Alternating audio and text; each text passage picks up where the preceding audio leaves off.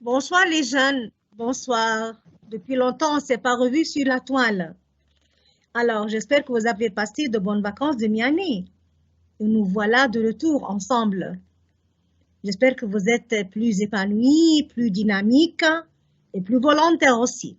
Alors, on travaille. Qu'est-ce qu'on va travailler ce soir? Alors, on va travailler aujourd'hui de la compréhension écrite, unité 4, titre quelles sont vos habitudes alimentaires? La grammaire, la leçon, le conditionnel présent, roman, le chapitre 4 et traduction. Ça va? C'est parti. Commençons.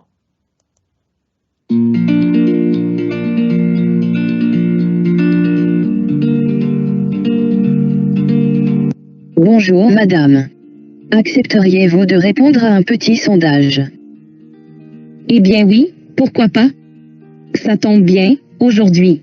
J'ai du temps. Ça fait plaisir. D'habitude, les gens que nous abordons sont plutôt désagréables. Il s'agit de quoi? De l'alimentation. Quelle bonne idée. Justement, je suis médecin. Mais vous savez, il y a de très bons livres de diététique aujourd'hui. Je vous conseille bien s'alimenter.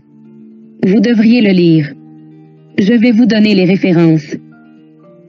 Excusez-moi, mais est-ce que vous pourriez d'abord répondre aux questions? Naturellement. Quelle est la composition de votre petit déjeuner?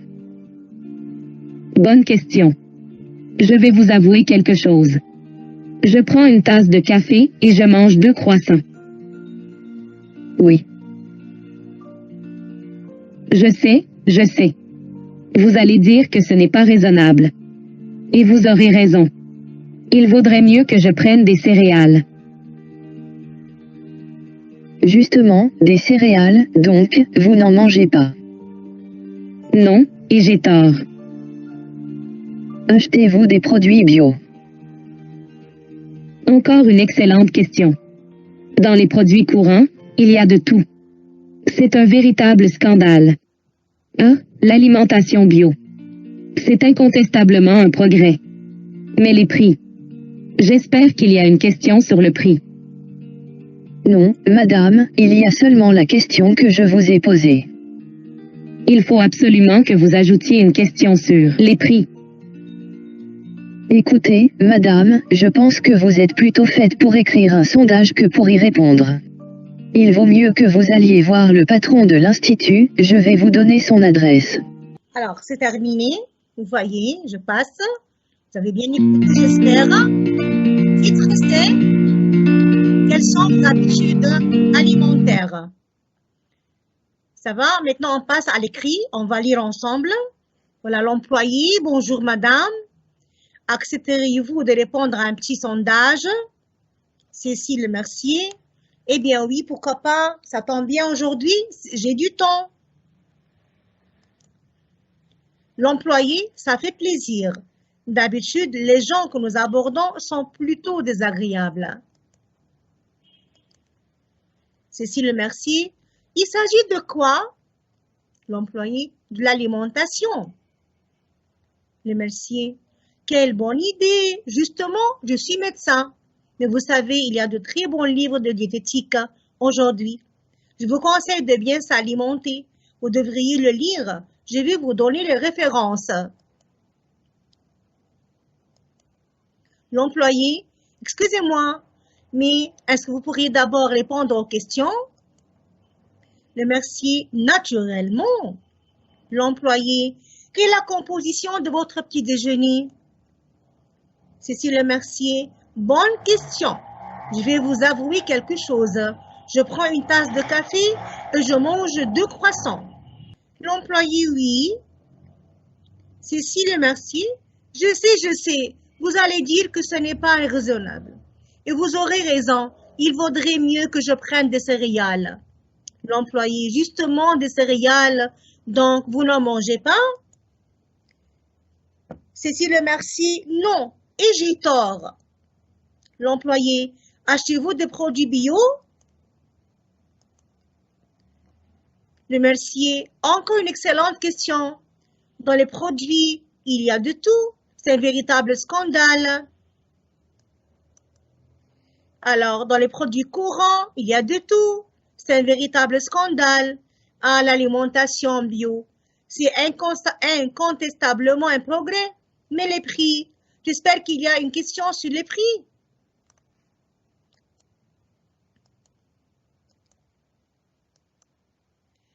Non, madame, il y a seulement la question que je vous ai posée. Le Mercier, il faut absolument que vous ajoutiez une question sur les prix.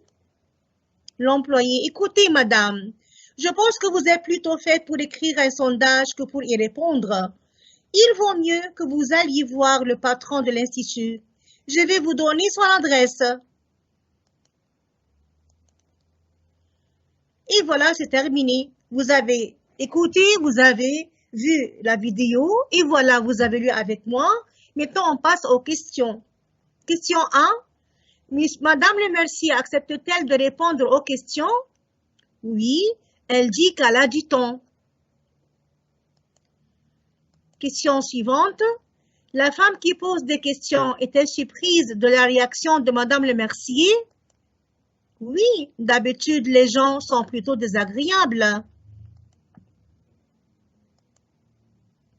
3. Madame le Mercier répond-elle à la question sur son petit déjeuner? Oui, elle prend un café et des croissants. 4. Sur quoi porte la deuxième question? La deuxième question porte sur les produits bio. 5. Madame le Mercier y répond-elle? Oui.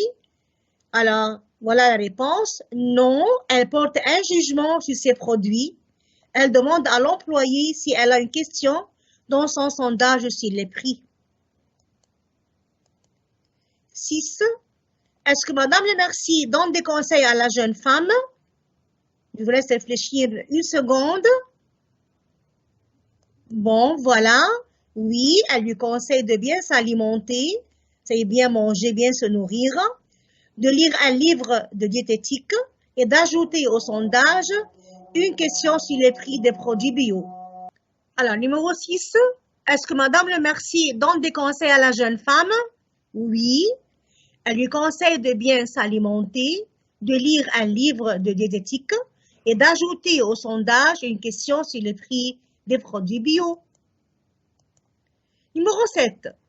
La jeune femme donne-t-elle aussi un conseil à Madame le Mercier? Oui, elle lui conseille d'écrire le sondage et d'aller voir le patron de l'institut. Passons au vocabulaire maintenant. Vous savez, on doit avoir toujours 2 questions sur le vocabulaire qui portent sur le vocabulaire. Une question sur les synonymes et la deuxième sur les antonymes, c'est-à-dire les contraires. Choisissez le synonyme convenable. 1. Le synonyme de composition est constitution, destruction, division, dissolution. Il faut réfléchir comme il faut avant de répondre. Voilà, c'est constitution. Très bien. Constitution. 2. Synonyme de conseiller. C'est interdire, questionner, interroger, recommander.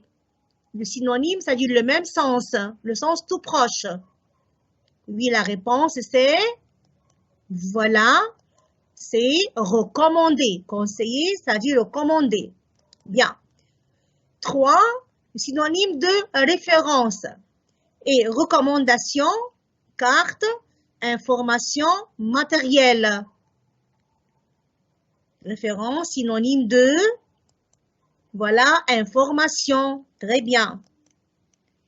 Le synonyme de patron, c'est ouvrier, employé, directeur, personnel.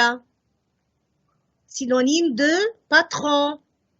Voilà, le patron, c'est, voilà, le directeur. Le patron, c'est-à-dire le directeur. Je passe maintenant à la deuxième question du vocabulaire. Choisissez l'antonyme. Et j'ai dit antonyme, c'est-à-dire le contraire. le mot opposé. L'antonyme de véritable, c'est sur, avec un accent sur le U. C'est pas la préposition, ça c'est l'adjectif. Juste, réel, imaginaire. L'antonyme de véritable. 1, 2, 3. Réponse, c'est, voilà, imaginaire. Le mot suivant, l'antonyme du mot incontestablement, c'est nécessairement, évidemment, douteusement, courageusement. Alors, l'antonyme de incontestablement. Voilà, c'est douteusement, l'opposé. Bien. Numéro 3, l'antonyme de désagréable. Affreux, agréable, antipathique, embêtant. Réponse, c'est, voilà, agréable. Le contraire est fabriqué par le préfixe D. Remarquez le mot désagréable, si je décompose le mot désagréable, il est fait de le préfixe D, DES, et l'adjectif agréable. C'est avec l'addition d'un préfixe que j'ai fabriqué le contraire de agréable. Et l'un passe à l'autre, bien sûr. Quatrième mot, l'antonyme de accepter. C'est adopter, permettre, accueillir et contester. Voilà, le contraire de accepter, c'est, voilà, contester. Très bien. Alors, maintenant, je passe à la grammaire. La grammaire aujourd'hui repose sur le conditionnel présent. On va étudier ensemble les valeurs différentes de ce ton, plutôt dire de ce mode, et aussi comment je fabrique ce ton-là, comment je le compose. Comme vous savez, mes chers étudiants, que tous les tons de la conjugaison se fabriquent. Alors, passons maintenant au travail. Observez d'abord les phrases suivantes. Pourriez-vous me donner un stylo, s'il vous plaît? Pourriez-vous me donner un stylo, s'il vous plaît? Accepteriez-vous de prendre un taxi pour rentrer?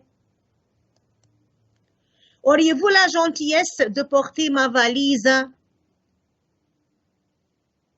Alors, je considère les phrases. La phrase 1, pourriez-vous? Ça, c'est quel ton et quel verbe? Quelqu'un me dit? Voilà, c'est le verbe pouvoir au conditionnel présent. Pourriez-vous? Je vois un peu dedans le futur et un peu aussi imparfait. On va parler plus tard. Accepteriez-vous de prendre un taxi pour rentrer? Voilà. Accepteriez-vous? Le verbe, l'infinitif de verbe, c'est le verbe accepter. Et maintenant, ça, c'est le temps qui est fait avec un peu de futur. Je vois l'infinitif déjà. Et terminaison imparfait. Regardez, EZ, c'est l'imparfait. Auriez-vous la gentillesse? Auriez-vous, c'est le verbe. Auriez. Alors, c'est quel verbe? Nous parlons du verbe auxiliaire avoir. Mais là, il n'est pas auxiliaire. Ça va? C'est un verbe qui fait la phrase. Alors, c'est le verbe avoir. À quel temps il est? On ne sait pas. On va parler plus tard. Quelques secondes plus tard. C'est racine future. Voilà. Or, aurait. Et terminaison imparfait. Donc, qu'est-ce que ces phrases-là expriment? On appelle ces verbes-là, ces formes de verbes, c'est le ton du conditionnel présent. Le verbe à la base du futur prend la base future. La terminaison de l'imparfait, on appelle ce ton-là, on appelle en entier, c'est le conditionnel présent. Bon, qu'est-ce que ces phrases expriment? On va parler de une formule alors poliment pour demander.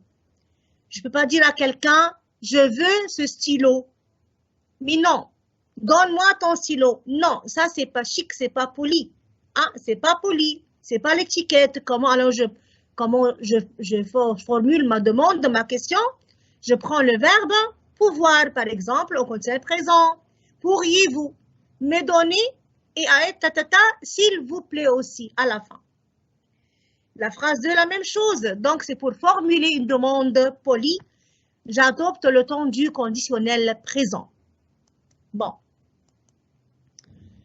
Observez ces phrases. Pour mon anniversaire, je préférerais aller au théâtre. J'aimerais mieux qu'on prenne le métro. Observez comme ça les verbes des phrases. Je préférerais, j'aimerais. Nous regardons ici, au fond, j'ai le futur préféré, l'infinitif. J'aimais, aimer, infinitif R, terminaison imparfaite. Donc ça, le tout, c'est le conditionnel présent. Alors, pour mon anniversaire, je préférerais aller au théâtre. J'aimerais mieux qu'on prenne le métro. Qu'est-ce que le conditionnel présent exprime dans ces phrases? Il exprime quoi? Une préférence. Je préférerais, le verbe préférer. J'aimerais mieux. J'aime plus qu'on prenne le métro. Ça va? Bon. Autre valeur, oui, bien sûr. Il faudrait que tu suives un régime. Tu pourrais t'inscrire dans un club de gym. Il faudrait, tu pourrais. Futur, terminaison imparfait. Futur, terminaison imparfait. Donc, la racine du futur, plus les terminaisons de l'imparfait. Qui me rappelle les terminaisons de l'imparfait? Ah, je, AIS, tu, AIS, il et elle, AIT, nous, IONS, vous, IEZ, il, elle avec S, AUNT. Voilà, j'ai répété les terminaisons de l'imparfait que j'ajoute au radical futur, au radical infinitif. Bien. Alors, quelle est la valeur dans ces phrases?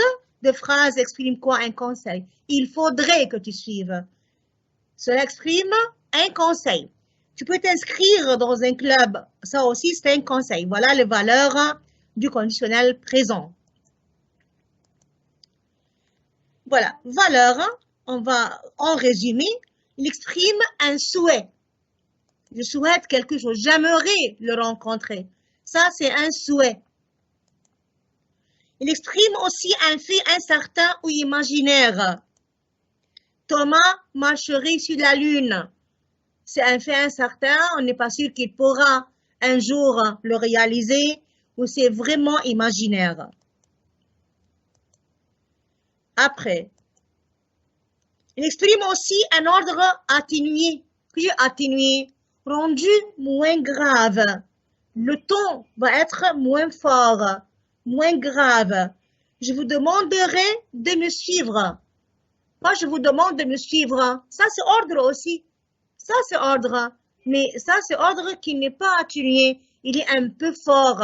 Peut-être ça choque un peu. Mais quand je dis à quelqu'un, je vous demanderai de me suivre, c'est plus délicat. Vous voyez ça? Cela veut dire un ordre comment atténué. C'est le sens de atténuer. La valeur suivante, formuler poliment une demande. Être poli à ma demande.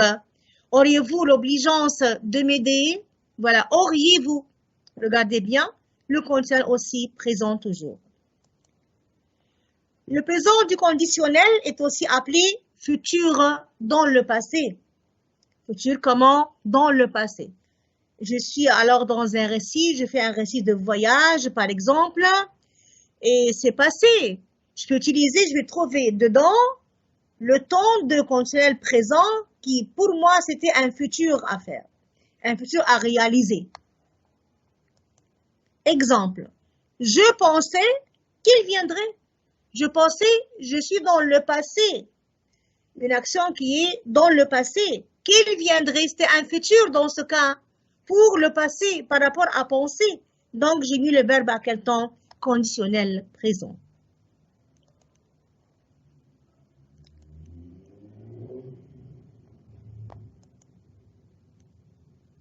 La formation du temps. Le radical du futur plus terminaison de l'imparfait. Pourquoi on a mis radical du futur? Pourquoi on n'a pas dit l'infinitif? Pourquoi? Logiquement, parce qu'il y a de tas de verbes qui changent au futur.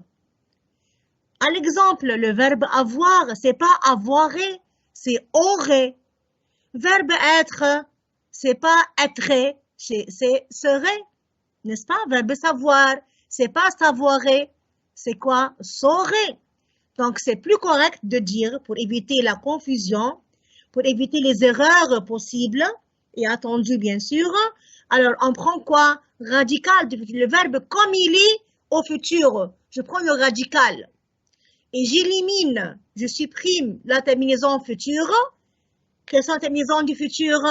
AI, AS, A, ONS, EZ, ONT. Je supprime ces terminaisons-là et je mets à la place celle de l'imparfait. Exemple, je souhaiterais. Nous souhaiterions. Je courrais. Courir prend double R au futur. Voilà double R. Je courais. Nous courions. Devoir. Je devrais. Nous devrions. Pouvoir. Je pourrais. Nous pourrions. Il y a autres verbes, bien sûr, mais ce sont des exemples. Maintenant, on passe un peu aux activités. On va appliquer. On a étudié maintenant les valeurs de ce temps. On a étudié la fabrication, la formation de ce temps. Et maintenant, nous passons aux activités. Activité 1. Corrige ces verbes au conditionnel présent. On vous le dit. Nous, vers pouvoir, aller voir les enfants dimanche, non? Nous, pouvoir. Alors, la réponse est, voilà, nous pourrions aller voir les enfants. La phrase 2. Il falloir que tu viennes avant 18 heures si tu veux rencontrer Jules.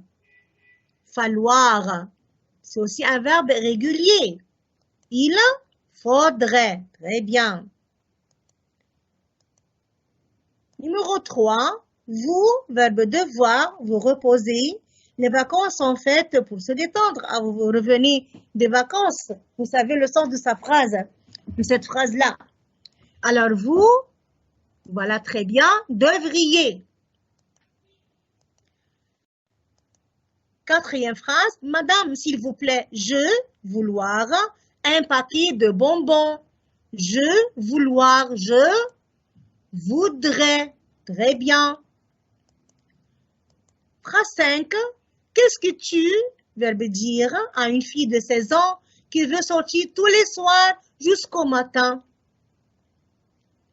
Voilà, très bien. Tu, voilà, tu quoi? Dirais. Tu dirais. Tu dirais. Très bien. Exercice 2, activité 2. Complète ces phrases en mettant les verbes au conditionnel présent. Si je partais avant toi, je arrivais le premier. Ça vous rappelle quelle leçon? Si. Ça vous rappelle la leçon des règles de si. Si plus imparfait me donne conditionnel présent. Je peux avoir peut-être la même phrase avec règle de si ou bien sans me dire c'est règle de si. Vous comprenez? Alors, c'est quoi j'arriverai? Phrase 2. S'il le voulait, il finir son travail avant midi. S'il le voulait, il quoi? Il finirait. Très bien. Si imparfait, conditionnel présent. Troisième phrase. Si tu me prêtais ta montre, je vais rentrer à l'heure. Si tu me prêtais ta montre, toujours dans la règle de si. Imparfait, c'est conditionnel présent. Faites voir comme ça. Je quoi? Je rentrerai. Rentrerai à l'heure. Après, si tu fermais la fenêtre, la pluie ne mouillait pas le sol de la chambre. La pluie ne, verbe mouiller, ne mouillerait pas le sol de la chambre. Phrase 5. Si vous vous mettiez à table tout de suite, le repas ne refroidirait pas. Si vous vous mettiez à table. C'est quel verbe vous mettiez? Nous parlons de quel verbe? Donnez-moi l'infinitif. C'est verbe se mettre à table. Dis se mettre à table. Oui, c'est s'asseoir pour prendre son repas. Voilà. Le repas ne refroidirait pas. 6e phrase, le mur ne, verbe être pas, en si mauvais état si on le réparait. Alors, le mur ne serait pas en si mauvais état. Très bien. 7e phrase, il fait si chaud, la pelouse, verbe jaunir, complètement. Il fait si chaud, la pelouse, verbe jaunir. Alors, jaunir, la pelouse, jaunirait. Ça va, le sens du verbe jaunir, c'est devenir jaune. Bleuir, devenir bleu. Noircir, devenir noir. Bleuir, devenir bleu, etc. Et à savoir, tous les verbes qui expriment la couleur sont des verbes de deuxième groupe. Expriment la couleur ou bien dérivent de la couleur elle-même sont des verbes du deuxième groupe. 8e phrase, si le beau temps persistait, nous, verbe avoir, des abricots avant une semaine. Si le beau temps persistait, nous aurions des abricots avant une semaine. Bien. Fini la grammaire. Nous avons travaillé la formation du conditionnel présent. On a suivi ensemble, on a reconnu, on a découvert les valeurs de ce temps. Et on a fait aussi 2 exercices comme activité. De prière révisée au fur et à mesure après l'émission tout de suite, ne perdez pas le temps. Et vite, comme la tête est fraîche encore, on retient les leçons. Bien, je passe à la séquence suivante.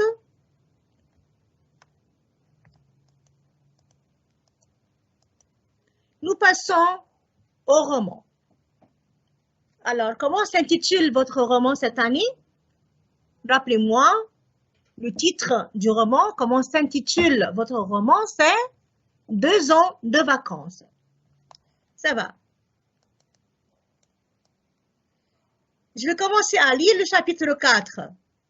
Dès le retour, Brion et ses compagnons racontent leur découverte à leurs camarades et on décide de s'installer à Franchden. C'est une grotte française. C'est le nom. Voilà, une grotte comment française.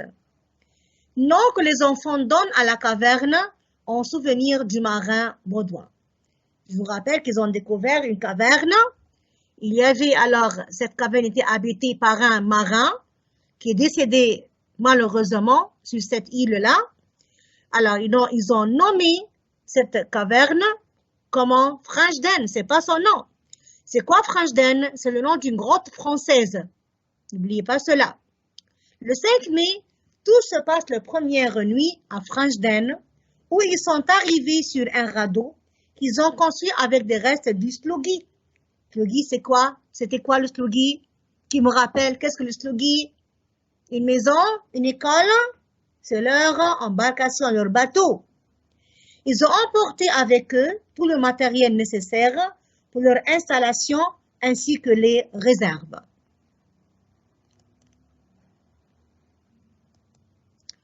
Peu à peu, les enfants prennent leurs habitudes à Franchden, ils s'habituent à Franchden, et chaque jour, la vie y est plus agréable.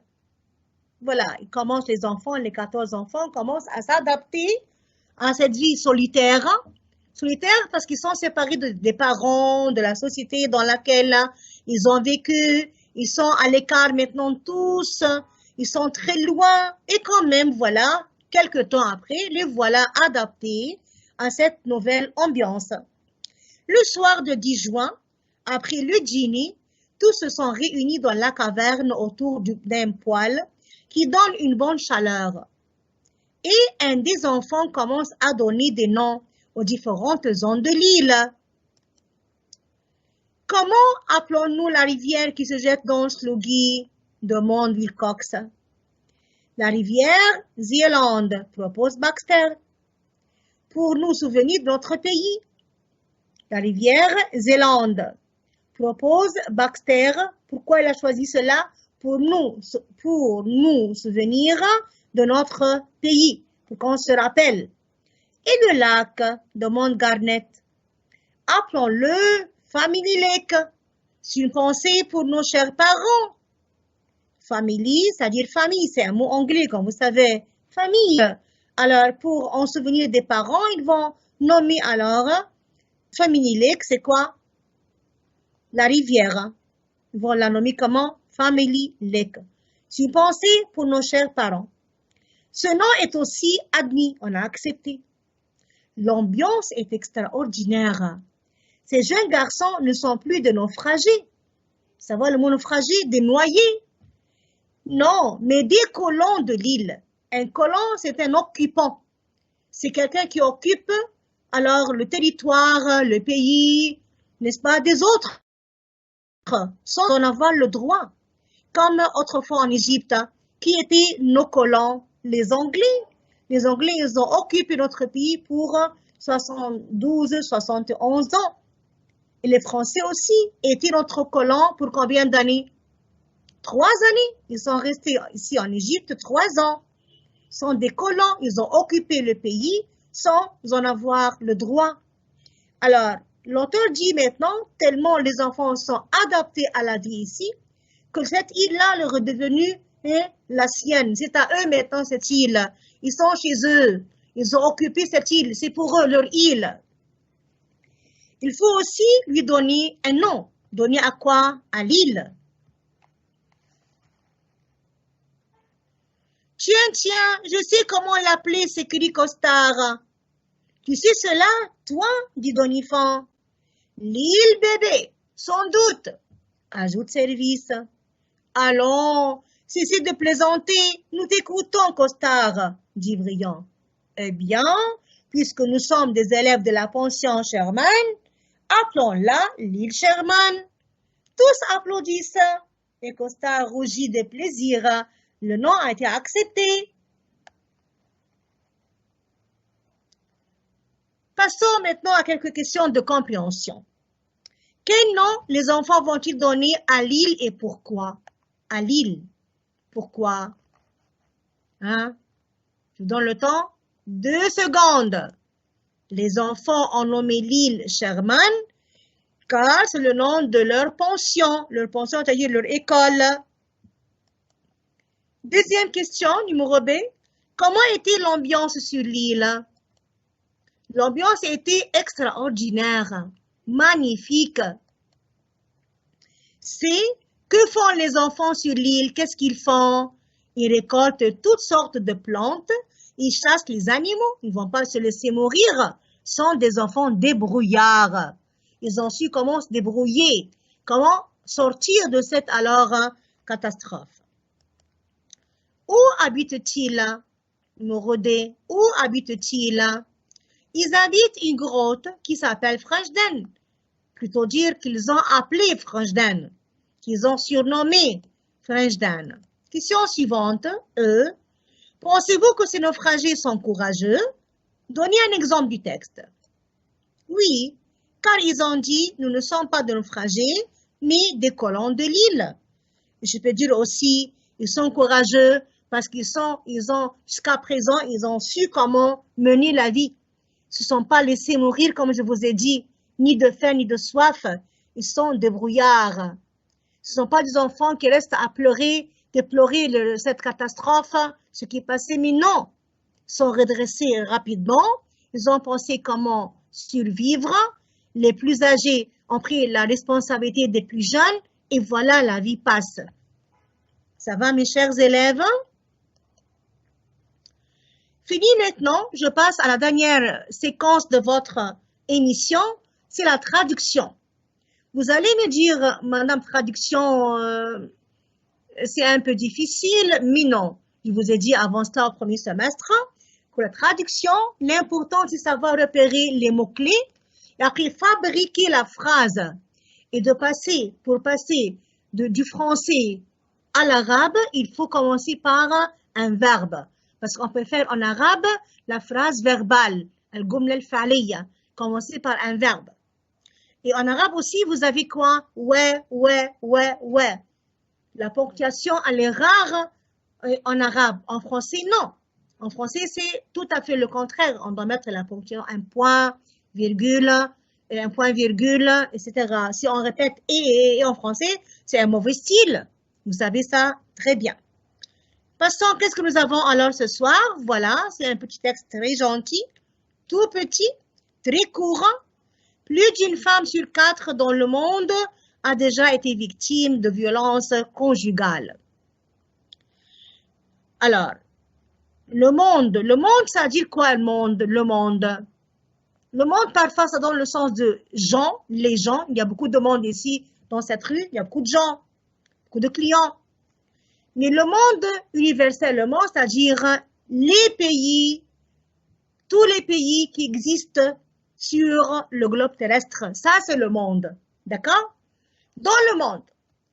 Alors ici, Alam Dunya, n'est-ce pas? A été victime. Victime, c'est quelqu'un qui subit l'injustice de l'autre. Ça, c'est être victime. De quoi alors victime? Badahiyya. Violence conjugale. Al-Unf al-Zawji. C'est entre mari et femme. Le mari et sa femme. Regardons comme ça. Sayyida min kull arba sayyidat. Plus d'une femme sur 4. Yani, si nous avons 4 femmes, il y a une parmi elles. سيدة من كل 4 سيدات في العالم dans le monde قد تكون ضحية للعنف الزوجي. Ça va mes chers? Maintenant, je passe à la version traduisez en français. On vous donne l'arabe et passez vous-même le français, le texte français. الأكل الصحي والحرص على تناول الطعام الذي يلبي رغبات الجسم من العناصر الغذائية المفيدة اليومية بشكل سليم يجعل الإنسان قادر على القيام بأنشطته. مقلي الأكل الصحي. صحي, ça vient de santé, sain. La nourriture saine. والحرص, prendre soin d'eux. تناول الطعام, manger, prendre le repas. طعام, la nourriture. الذي يلبي رغبات الإنسان. يلبي يعني يكفي, يكفي. العناصر يلبي رغبات الجسم, les besoins du corps. العناصر الغذائية يعني العناصر les éléments nutritifs de nourrition importantes مفيدة اليومية de chaque jour. chaque salim d'une façon normale ou bien de bonne, on va voir ça. يجعل الإنسان l'homme. الإنسان l'homme مش معناها رجل بس. non, l'homme traduction aussi, الإنسان قادر, capable على القيام بأنشطته. De quoi? De assumer ses activités. Parce que tout ce qu'on fait dans la journée sont des activités. Ça va? Voyons comment nous avons traduit cela. Prendre des aliments sains. Regardez, l'akl sah. Sain, c'est-à-dire bon pour la santé. Et une nourriture qui fournisse, tenez au temps, fournisse, yulabi, les besoins du corps. Fournir quoi? Les besoins du corps. Rabat al-gas. Des éléments nutritifs, voilà. Éléments annonce, ghizaiya, nutritif. Ça vient de nutrition. Al-mufida, utile, importante, rendre le corps humain.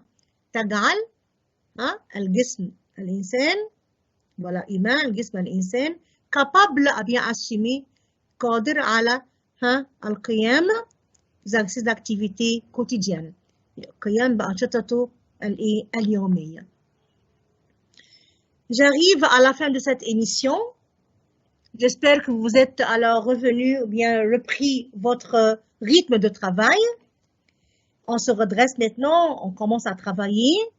Je vous attends la prochaine fois, plus nombreux peut-être, plus épanouis aussi. Je vous attends toujours avec un grand plaisir. À la fin de cette émission, je tiens à remercier en premier notre cher monsieur Hossam Amir, le conseiller de la langue française au ministère de l'Éducation et de l'Enseignement.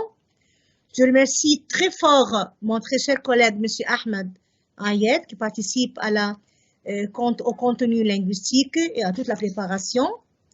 Et madame Marie Ayed vous a accompagné ce soir et les soirs à venir. À la prochaine. À la prochaine.